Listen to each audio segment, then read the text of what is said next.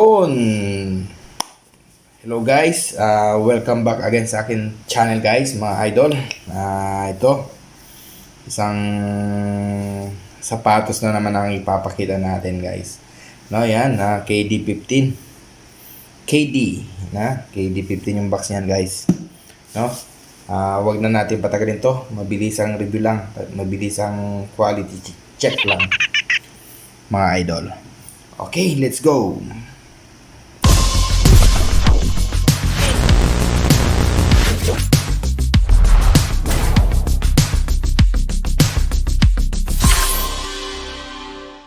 So, ayan na nga guys. Ayan, buksan na natin to. Ayan, ito yung box ni KD. Ayan, KD. Ayan, KD15 yan guys. Pakita lang natin tong colorway na to para makita ng ibang nanonood, mga viewers natin. Then, may nag-request din kasi guys na mga KD na ibang colorway pero hindi pa tayo nakakuha ng ganon. Ito muna pakita natin guys, no? Ito, mabenta rin to guys sa itong color na to, no? Pero marami naming ibang color guys ng KD15. Ang daming colorway na rin mga naglabasan. Ayan, buksan na natin. Yun. Ayan guys, so ito yung KD15 na napakasimple lang, white siya. Yan, ito yung box niya guys. Yan, kung titignan nyo guys, yan, easy, yan, labas na natin. Sa box naman guys, wala lang, lang naman, yan, wrapper lang naman yan. Then ito yung box niya. Ganda rin ng loob ng KD15 guys, ng box.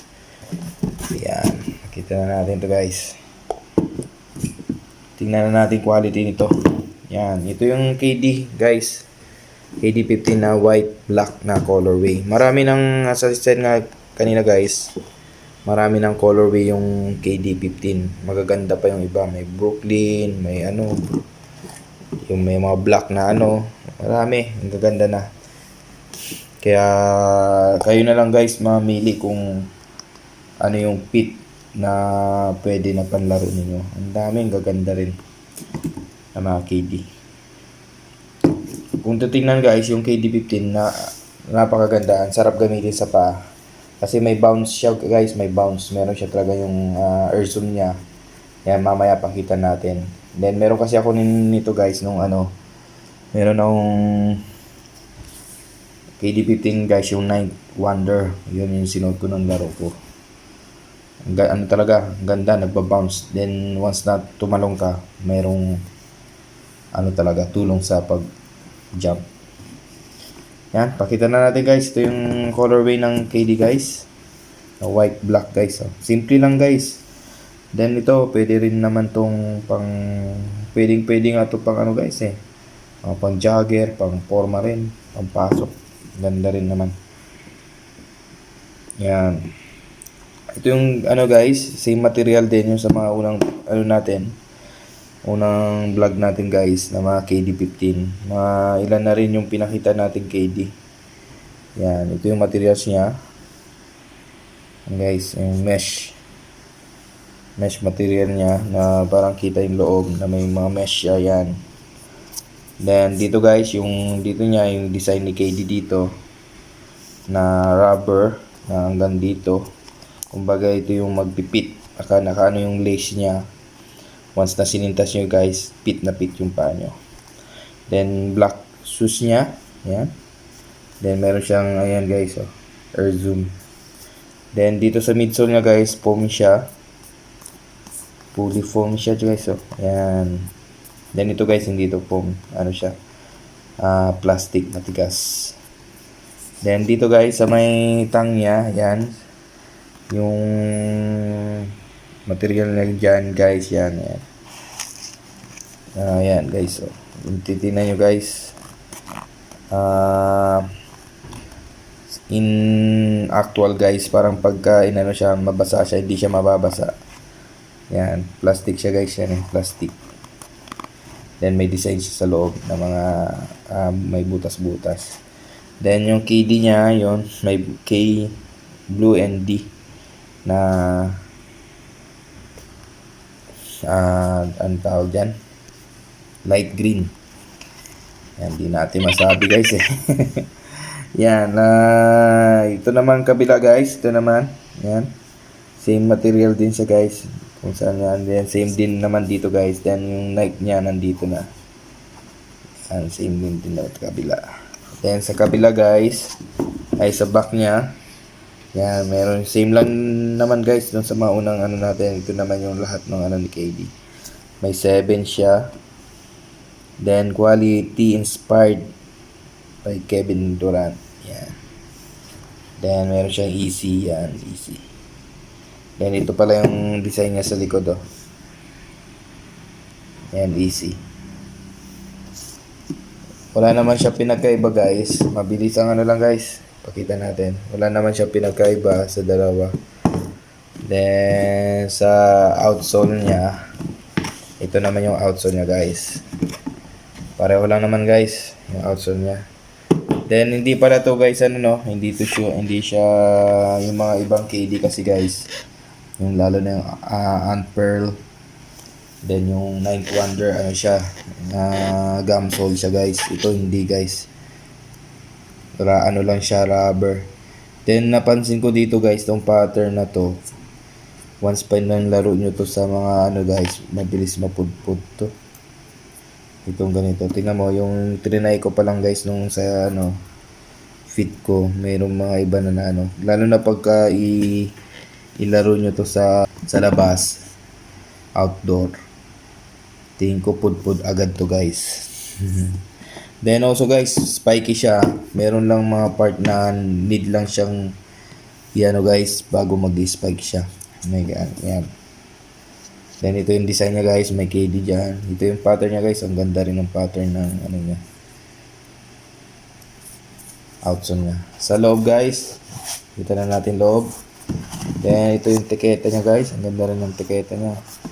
Ang nakalagay sa tiketa niya is made in Vietnam guys, made in Vietnam. Labas na natin. Ito yung ano niya, padding niya sa loob, mga nipis lang. Then meron siyang ayan, design na printed. Ayan. Then sa loob niya guys, ito yung maganda kay KD. Ito yung sinasabi ko guys sa inyo na ano. Ayan, air zoom niya. Strobel. Ayan. Ano yung quality ng loob guys, oh. Yung tahi niya. Ang ganda na rin. Tingin ko matitibay na ngayon. Nagaganda. Nga pala guys, ano lang to sorry, hindi ko nasabi. Top grade quality to. Top grade quality. Yung itong sapatos na to. Yan, pinapakita natin guys yung quality nito. Kung gaano to ka tibay. Ang ganda ng quality niya. Tingnan nyo naman, napaka linis na rin guys. Nga pala guys, dito sa harapan niya, yan, may sign ni KD. Yan. Tingnan nyo guys yung mga previous vlog ko na may mga KD doon. May mga high-end quality talaga yun guys.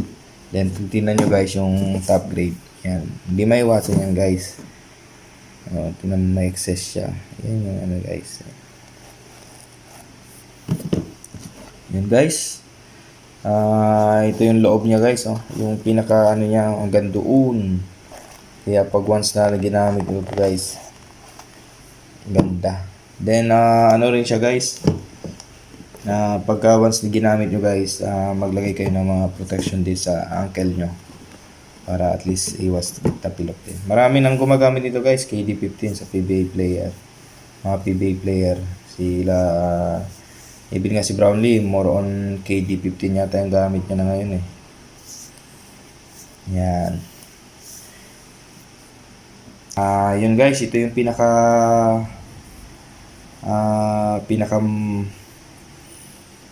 review and quality check ng KD15 white black. Yan.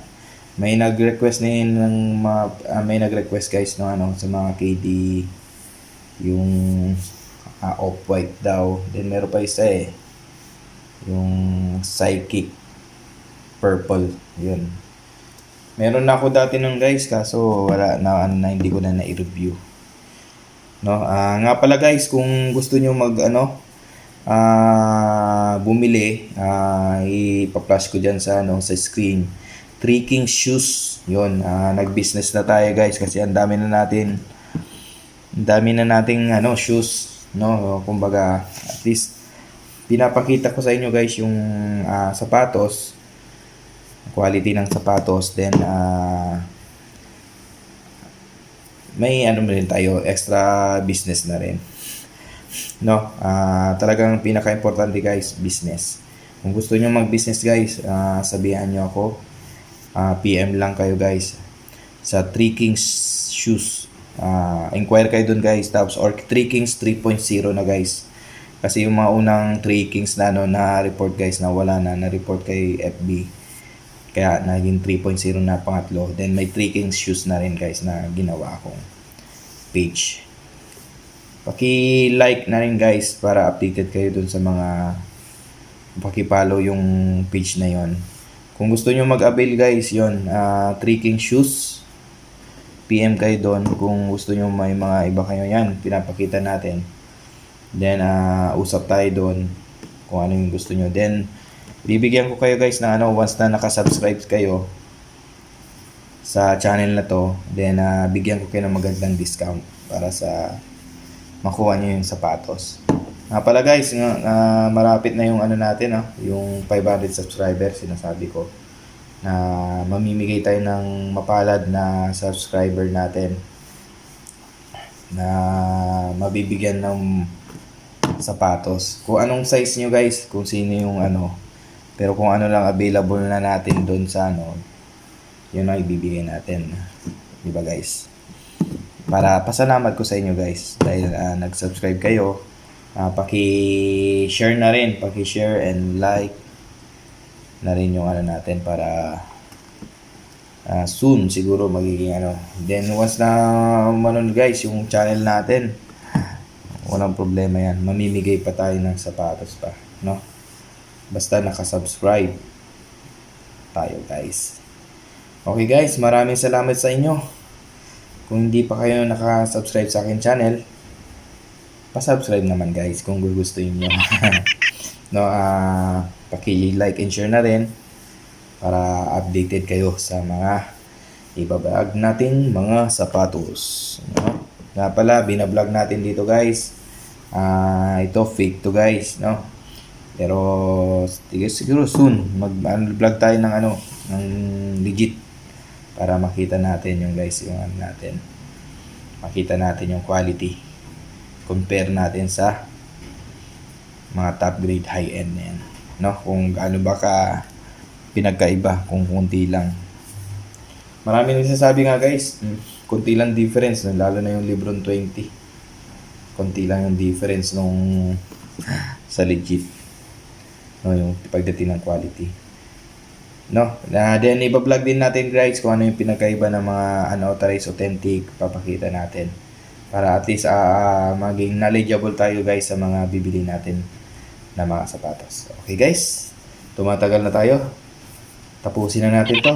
Pakita na natin yung fittings and spike test. Bye bye.